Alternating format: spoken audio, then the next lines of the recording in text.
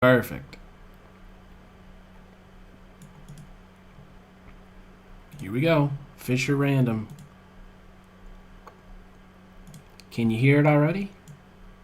Can you hear that sound? Can you see that text in the chat? The one that runs. Why are the pieces like that? Why are they like that? Shouldn't the knight be here? Okay. This guy's unprotected. This guy's unprotected. Neither one are going to be accessible on the first move. Like, I can't target this one or this one. And there's no tricky knight moves, I don't think, to get to these squares so quickly. What a tough arrangement here. These knights are brutal. Okay. In order to castle kingside, I need to move my queen, and that's it.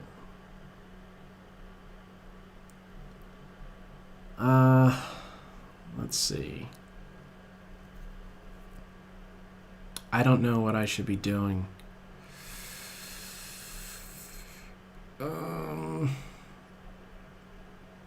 What about how about that? Why'd I go with that? I don't know. I shouldn't have gone with that. What do I think? This is a bird's opening? Is this one for the birds? Well, I guess like the last thought I had before I actually moved that piece was if he ever gets captured, my rook is going to come to life on the F file, because I am thinking about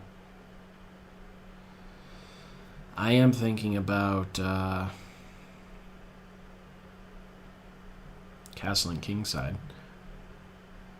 Okay, well, how would I do this?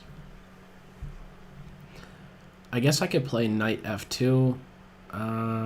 Bishop check I could always meet with something like g3. It's not really a problem. These are easy moves to fall victim to, or I should say just to forget about. Let me bump this up so that I want to kind of keep this structure right here so he's neutralized. Black is going with something that's very solid, getting the bishop outside of a light square pawn chain. I could do this and then knight here and maybe just say, you know what, I don't want to castle kingside anymore. Maybe I do want to do that, though. You know what? I am going to do that. If bishop check, I'll block with my knight, because I pretty much have to. And the reason I'm seeing why this might turn out to be very good is because the bishop has to back up to g6, and when it does, it kind of clogs up that knight position. So let's see if I can make that work. Ooh, you know what I am able to make work?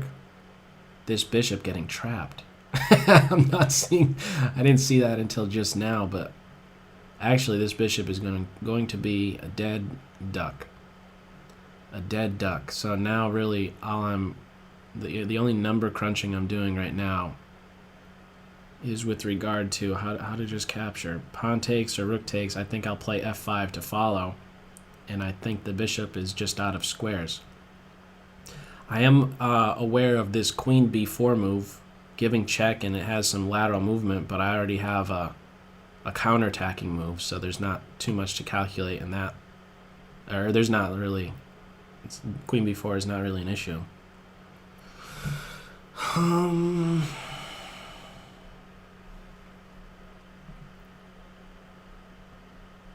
Does it really matter? I don't think it really matters. I'll just take with the rook. I don't know why I was waiting so long with that. I had to take. Actually, I shouldn't have even been thinking about the what ifs with queen b4. I don't know. Either way, this is not going to be influenced. Like the queen, okay, she rakes this fourth rank, but my bishop is there to watch over h5 if there is first a capture. In fact, maybe it's best that black doesn't capture and just lets the bishop sit here. Certainly a tough position, but the reason I'm saying maybe it should have sat there is because now this rook is, you know, this is exactly what he wants, a half-open g-file. So, okay, black can castle quickly. I do still have to complete development. Couldn't castle like right now. This knight does not have to move in order to castle queenside. I have to clear out these. I can't castle kingside, of course. I already moved this rook. I need to move both bishops before I can go queenside. And if you're new to this, that would be done by picking up my king and dropping it on my rook. And then my king would end up on c1, and my rook would end up on d1. Okay, but what does black do in the meantime? I don't really see it. There's castles, there's a check, but again, I'd just be doing these that counterattacking move. Let's go with it, and I'm just ruling that out right away. There's no need to even take the bishop. He's not going anywhere. I think I just help out the black development by taking right now. And you know what I could do? Ooh, if I play bishop g4, there's an h5 move. Takes with check. Let's not even get into that. I'm going to take now. And then give a check. And then queenside castle. Okay. So I have the piece. I'm just looking for activity. Get my knight out of the corner. There's not any other square that he could go to. My rook. Okay, let's sidestep this attack.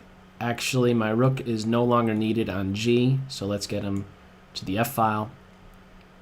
Instead of sidestepping the threat with my queen, just get one of my pieces who really wasn't doing something. And okay, knight needs to come out. I guess we could be having this. Let's get my queen to g2 and my other rook to f1. And I guess my bishop could be kicked around a little bit with h5, and maybe there's then this move. Okay, take here first, and then I hit the queen. I want to make sure I keep control over this f file. Where do I want to go with my bishop? This bishop can do one better by being on this main diagonal, corner to corner, dark square diagonal. Do I really care about giving up my light square bishop? I really don't. Well, wait, maybe I do.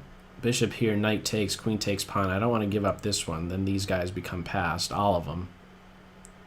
So what would be better? Do I play here and box out the knight? Or do I just back up and stay on this diagonal?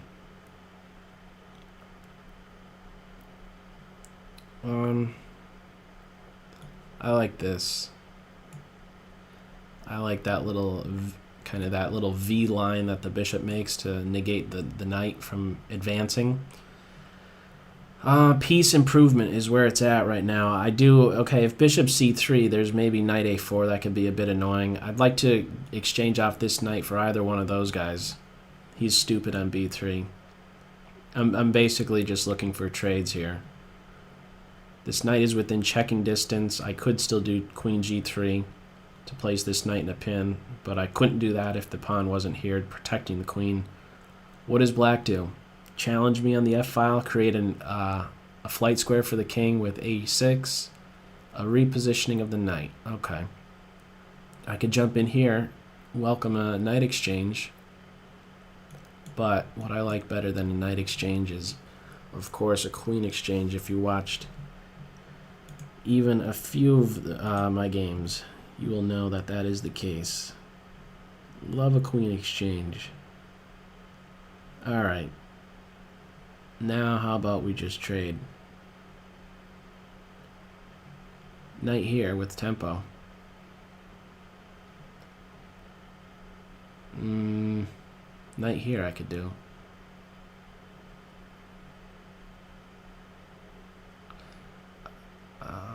Let's go here. Bishop.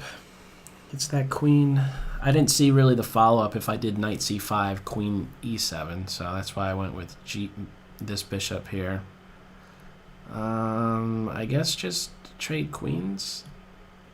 Get into a position where I'm ready to trade queens. Queen f4, queen f7. I guess the knight could come back here.